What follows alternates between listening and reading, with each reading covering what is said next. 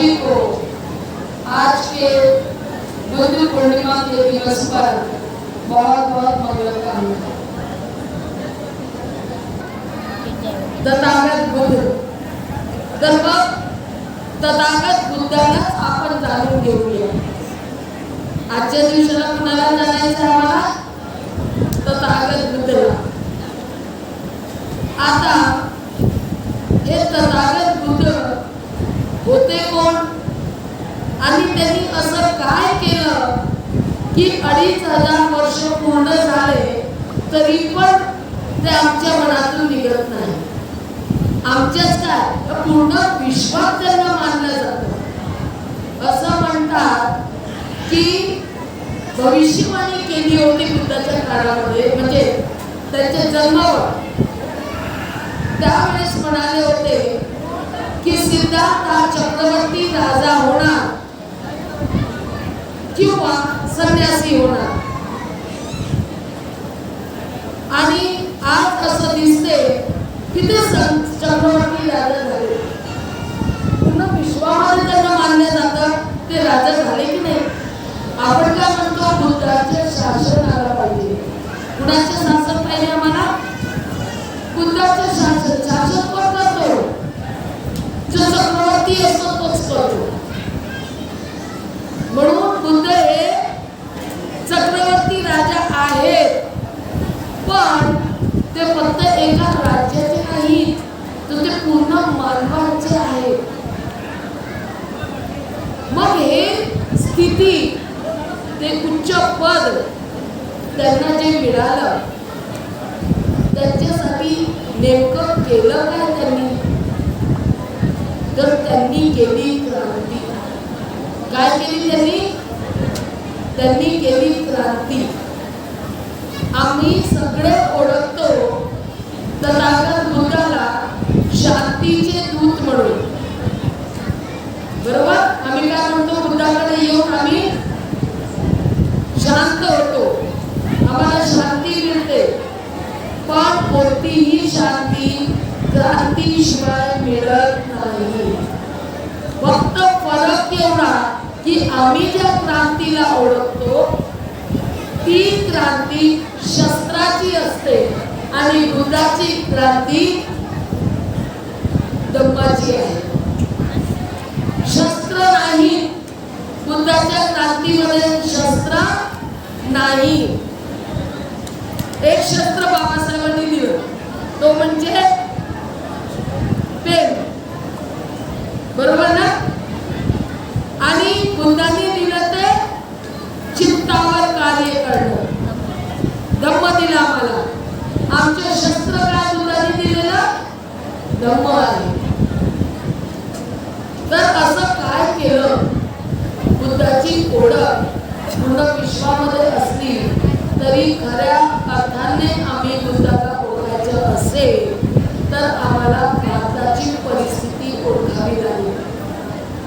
काय आहे भारतामध्ये असं की बुद्धाला जन्म घ्यावा लागला? बुद्धाला जन्म म्हणजे मी सिद्धार्थ गौतम नाही म्हणत आहे।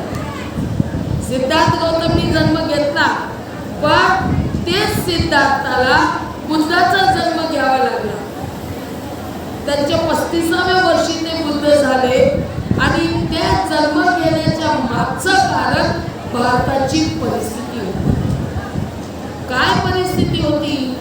तर भारतामध्ये भेदभाव होता। काय होता? भेदभाव।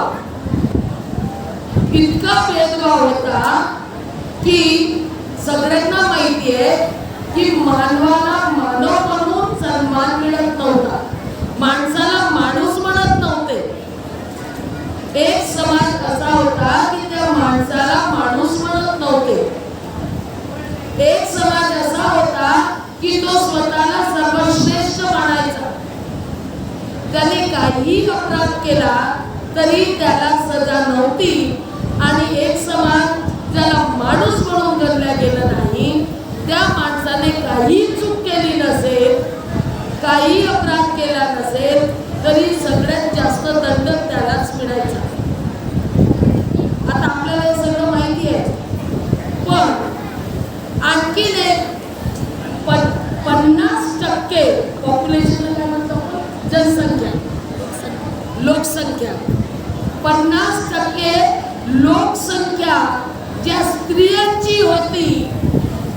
त्यांच्या सोबतही भेदभाव होता, हाही एक खूप मोठा मुद्दा त्यावेळेस होता.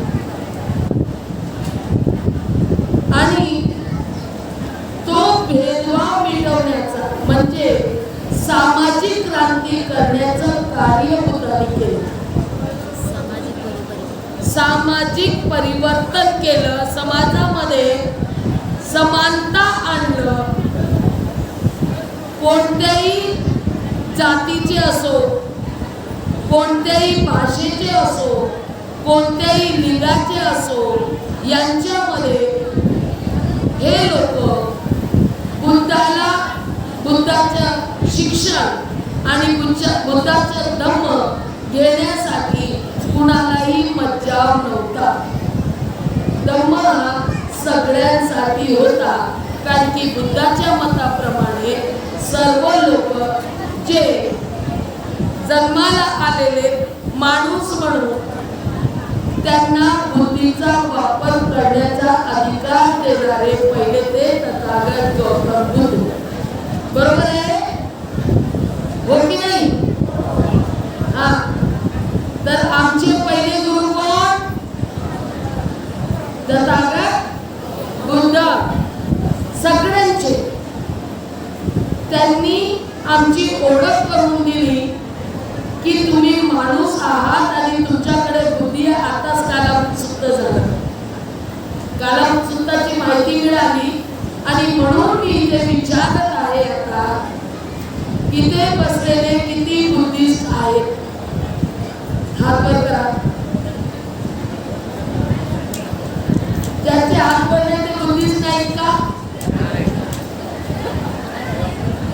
मी जातीच्या याच्यानं विचारत नाही, मी जातीच्या दृष्टिकोनातून विचारत नाही. माझ्या मताप्रमाणे बुद्धिस्ट तो जो बुद्धीचा वापर करतो. मग इथे बुद्धीचा वापर करणारे किती? हात कमी.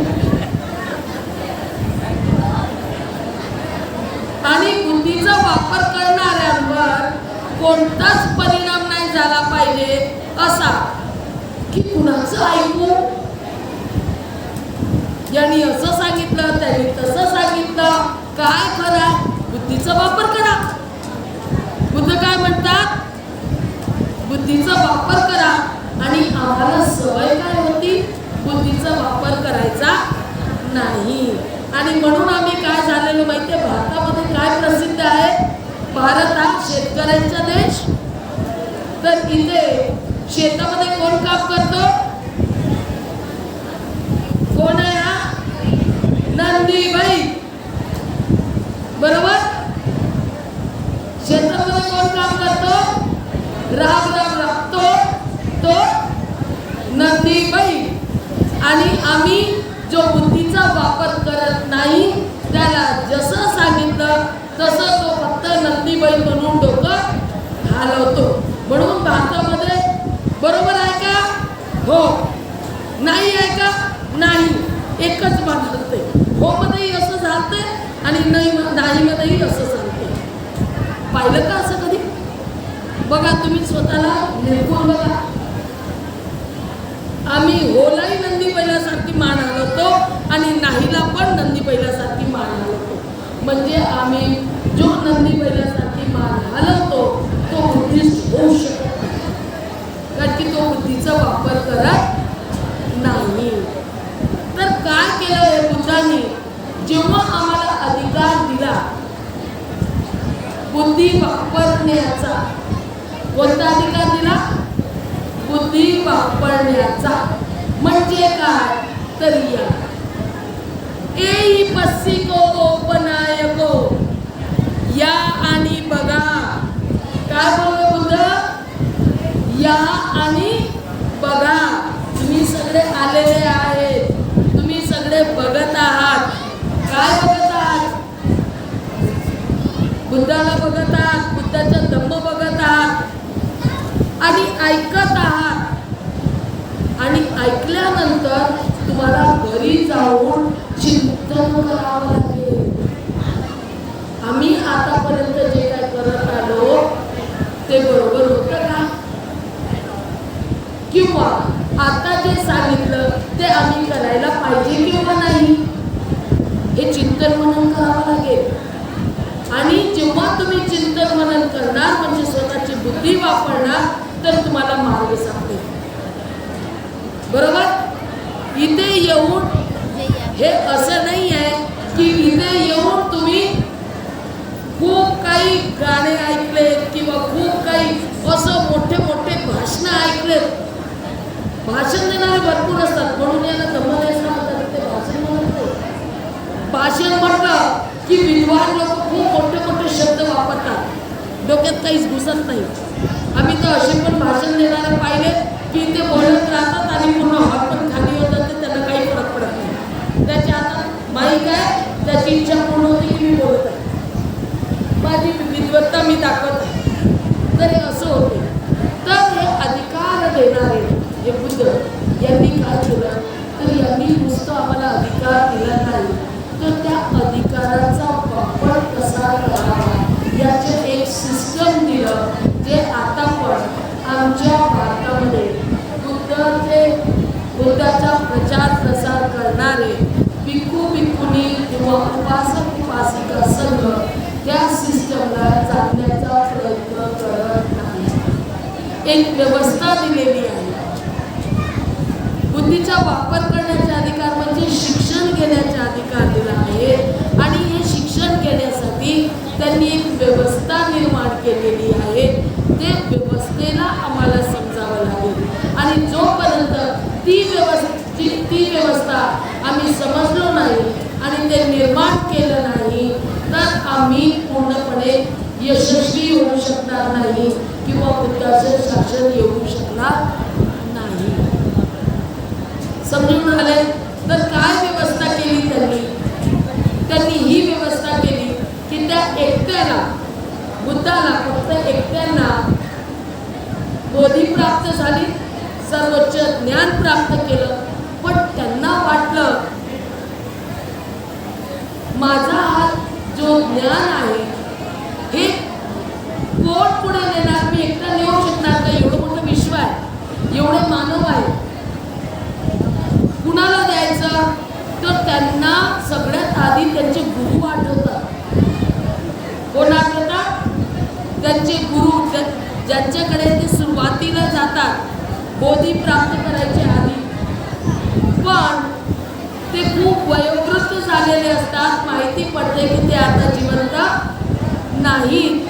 म्हणून त्यांच्या सोबतचे जे असतात 5 परिव्राजक त्यांना ते आपलं ज्ञान देतात आणि त्या माध्यमातून ते संघाचा निर्माण करून त्यांना ते सांगतात की संघ जो आहे भिक्खू संघ, पुढे भिक्खुनी संघ पण झाला, उपासक संघ झाला, उपासिका संघ झाला. यांनी त्यांच्या ज्ञानाचा चांगल्या प्रकारे प्रचार प्रसार करावा, हे व्यवस्था होती त्यांची. आणि त्यांनी काय सांगितलं सगळ्यांना? ज्ञान घ्या, बुद्धांनी सांगितलेलं मार्गदर्शन समजून घ्या, ज्ञान घ्या जे बहुजनाच्या हिताचं आहे, बहुजनाच्या सुखाचं आहे आणि चारही दिशेने जा. काय सांगितलं? चारही दिशेने जा. आणि त्यांचा बुद्धाचा धम्म जो आहे, बुद्धाची जी शिक्षा आहे ते सर्व मार्गांमध्ये जाऊन तुम्ही सांगा. तर त्यासाठी त्यांनी जो संघ निर्माण केला त्या संघासाठी त्यांनी खूप चांगल्या प्रकारे आणखी व्यवस्था निर्माण केली. संघ निर्माण करणे ही एक व्यवस्था आहे आणि ते संघ कसा कार्य करेल त्याची एक वेगळी व्यवस्था आहे. आणि त्या संघांसाठी खास करून भिक्खू संघासाठी आणि भिक्खुनी संघासाठी विनय म्हणून आणखी व्यवस्था केली, ज्याला आपण आज विनयपीठक म्हणतो. बरेचसे माहिती लोकांना देत नाही, म्हणजे बाहेरचे लोक बरेच लोकांकडून ऐकलं ते काय म्हणतात, उपासक उपासिकांनी विनय वाचू नये. ऐकलं आहे म्हणजे का? हिंदू धर्मातला ग्रंथ ऐकायला कोण ठेवणार आहे?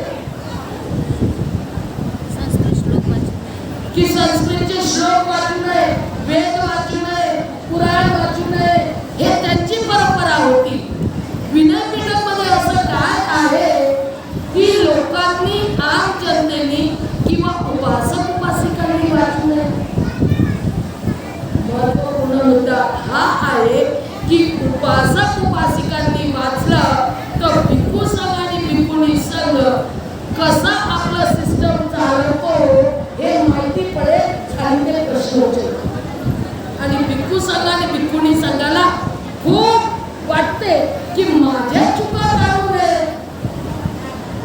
समजलं. आणि म्हणून सांगण्यात आलं की उपासक उपासिकांनी ते वाचू नये. जेव्हा की बुद्धांनी जे उपासक उपासिका संघ तयार केला त्यांना एक जिम्मेदारी दिलेली आहे. कोणती जिम्मेदारी दिलेली आहे की तुम्हाला बघायचं आहे भिक्खू संघ आणि भिक्खुनी संघ जो प्रचार प्रसार करतो त्याला तुम्ही सहकार्य करावं. पण सहकार्यासोबत हेही बघा की ते चांगल्या प्रकारे जे योग्य मार्गदर्शन आहे तेच देत आहेत किंवा नाही. खूप मोठी जिम्मेदारी आहे उपासक उपासिकांकडे. जबाबदारी आहे की तुम्हाला बघायचं आहे की भिक्खू भिक्खुनी संघ योग्य मार्गदर्शन करत आहे किंवा नाही, की तो ब्राह्मणासारखा पुरोहितासारखं कार्य करत आहे, बघायचं आहे. हे तुमचं काम आहे.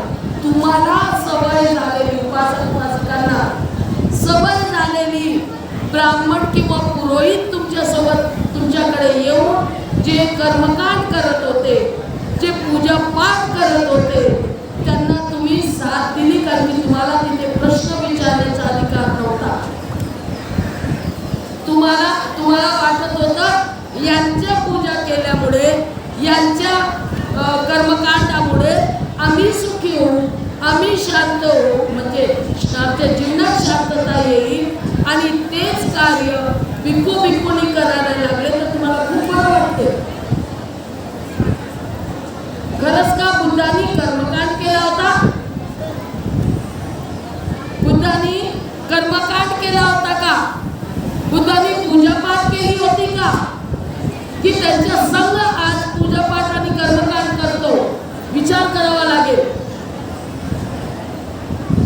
आम्ही जर गाथा सुद्ध म्हणतो तर ते पूजापाठ नाही आहे.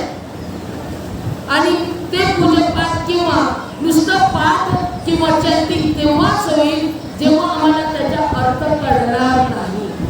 मी म्हणत नाही की गाथा सुद्ध बोलायचे नाही, बोलायचं पण त्याला समजून बोललं पाहिजे, तेव्हाच ते कर्मकांड होणार नाही.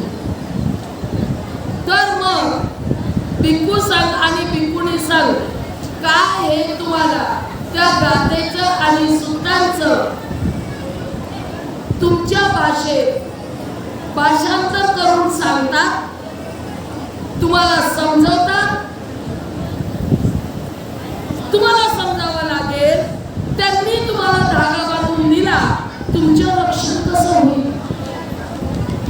त्यांच्या धागा बांधण्याला तुमचं रक्षण होईल का?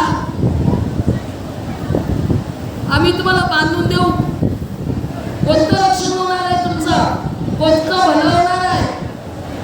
आणि आम्ही सगळे उपासक उपासिका पहिले पुरोहित बांधून देत होते, ब्राह्मण बांधून देत होते, म्हणून आम्ही आता भिक्खूंकडून आणि भिक्खुनींकडून बांधतो. कुठेतरी आम्ही आमची जबाबदारी बरोबर पार पाडत नाही आहोत. आणि याच्यामुळे पार नाही पाडत आहोत कारण की आम्हाला माहिती नाही विनय पीठकमध्ये काय सांगितलेलं आहे की भिक्खू भिक्खुनी कसे वाचले पाहिजे. चला, विनय पीठक नाही वाचलं पण कमीत कमी बुद्ध आणि त्याच्या धम्म बाबासाहेबांचा वाचला तर भिक्खू संघ कसा असावा हे तरी वाचलं असेल, बरोबर की नाही? का आपण ते विचार करतो तसा आम्हाला भिक्खू संघ आणि भिक्खुनी संघ दिसतो. जर तो दिसत नसेल तर हे धम्माचं पतन होणार आहे. बुद्धाचं शासन भारतामध्ये कधीच येऊ शकणार नाही. म्हणून उपासक उपासिका संघ यांनी खूप चांगल्या प्रकारे जागरूक होऊन धम्माच्या प्रचारा प्रसारासाठी भिक्खू संघाला आणि भिक्खुनी संघाला सहकार्य केलं पाहिजे. आता तुम्ही कसं प्रश्न उचलणार तर काय करावं लागेल? तुम्हाला पण धम्म समजावं लागेल. बुद्धाच्या काळामध्ये बुद्ध संघाला प्रशिक्षित करत होते. संघ एकत्र बसायचा, त्यांना ते उपदेश द्यायचे आणि जे उपदेश द्यायचे तसाच उपदेश संघ लोकांपर्यंत न्यायचा. आज आमच्या इथं भारतामध्ये भिक्खू किंवा भिक्खुणी जे म्हणतो ते असे तयार झालेले आहेत की ते धम्माचे विद्यार्थी पहिले झालेच नाही. विद्यार्थी नाही झाले, डायरेक्ट भिक्खू भिक्खुणी झाले. म्हणजे धम्म समजण्याचा प्रयत्नच केला नाही. काय केलं? सरळ एखाद्या भिक्खूकडे गेले जो आधीचा असेल, त्यांना बोलले की मला चिवर पाहिजे. चिवर घेतलं, अंगावर टाकलं, धम्माचा अभ्यास केला नाही आणि परित्राण पाठ करायला व पूजा पाठ करायला निघाला. हेच चित्र आहे. चुकीचं बोलत असेल तर बोला. हेच चित्र दिसतं आम्हाला भारतात, खास करून महाराष्ट्रात. आणि जेव्हा प्रशिक्षणाची आम्ही गोष्ट करतो किंवा धम्माचे विद्यार्थी कमीत कमी बुद्धाच्या काळामध्ये कमीत कमी 12 ते 12 वर्ष विद्यार्थी असायचे. त्यानंतर ते तेव्हापर्यंत ते सामनेर असायचे, सामनेरी असायचे. त्यानंतर ते समाजामध्ये जायचे. आज एका दिवसात चिवर घातलं नाही की प्रचारासाठी निघतात. काय प्रचार करतात? प्रचार काहीच नाही करत, फक्त पूजा पाठ करतात, फक्त परित्राण पाठ करतात, समजावून काहीच सांगत नाही. आणि आम्हाला माहिती पडलेला आहे, आम्ही बघतो. अच्छा, तुमच्या घरी वातावरण चांगलं नाही का? शांतता नाही का? सगळे रोगी होतात का? नोकरी भेटत नाही का? 5 परित्राण कर. मग 5 परित्राण केलं की भिक्खूच्या किंवा भिक्खुणीच्या त्या 5 दिवसातून 5 परित्राणातून त्यांचं जीवन निघलं. 5 दिवसाचं दान मिळालं. पोटा पाण्याचा प्रश्न ब्राह्मणांच्या पुरोहितांचा जसा होता तसा भिक्खू भिक्खुणींचा झालेला आहे. मी खूप याच्याने बोलत आहे, पण हे सत्य आहे की धम्माचं पतन याच्याचमुळे होत आहे की प्रचारकाला धम्माचा अभ्यास नाही. आणि म्हणून अशा प्रकारचे प्रशिक्षण होणं गरजेचं आहे. कसं? पहिले धम्म विद्यार्थी सामनेर किंवा सामनेरी जे बनतात हे धम्माचे विद्यार्थी असतात. हे विद्यार्थी जे शिकून जातील, जीवन उतरलं तरी घरी जाऊन जे काही त्यांना चुकीचे वाटत असेल ते तिथे समजवतील. जर त्यांना जीवन घेऊन पुढे राहायचं आहे तर त्यांनी आजच्या काळानुसार कमीत कमी 2 वर्ष तरी उपसंपदा घेऊ नये किंवा भिक्खू आणि भिक्खुणी बनवू नये, ज्याच्यामुळे त्यांना पूर्ण धम्माचे ज्ञान झालं पाहिजे आणि ते लोकांमध्ये जाऊन त्यांना मार्गदर्शन केलं पाहिजे. काय केलं पाहिजे? त्यांच्या समस्येवर समाधान सांगितलं पाहिजे. आम्ही समस्येवर समाधान सांगणार नाही, पूजा केल्याने आमच्या समस्या दूर होणार नाही. धम्म हा आम्हाला समस्येतून दूर करण्यासाठी आहे, आम्हाला भीती दाखवण्यासाठी नाही आहे की तुम्ही हे केलं नाही तर तुमचं कसं होईल, तुम्ही दान दिलं नाही तर तुमचं भलं होणार नाही, तुम्ही आदर केला नाही तर तुमचं भलं होणार नाही, असं नाही. अशी भीती ठेवतात. हे भीतीचा कार्यक्रम नसतो, भीतीचा धम्म नाही आहे. धम्मामध्ये आल्यावर निर्णयता आली पाहिजे. आमचं ज्ञान असं वाढलं पाहिजे की आम्ही कोणत्याही बरोबरच्या योग्यतेच्या गोष्टींना सपोर्ट केला पाहिजे. एवढी हिंमत सुद्धा तुमच्यात आली पाहिजे. तेव्हाच समाजाचं म्हणायचं म्हणण्यापेक्षा बुद्धाचं शासन येईल आणि आम्ही चांगल्या प्रकारे बुद्धाला जाणून आम्ही सगळे प्रचार करू शकतो. एकमेकांना सहकार्य करायचं आहे आणि ते एकमेकांचा सन्मान करून करायचा आहे. हा विचार करून या थांबते. जय भीम.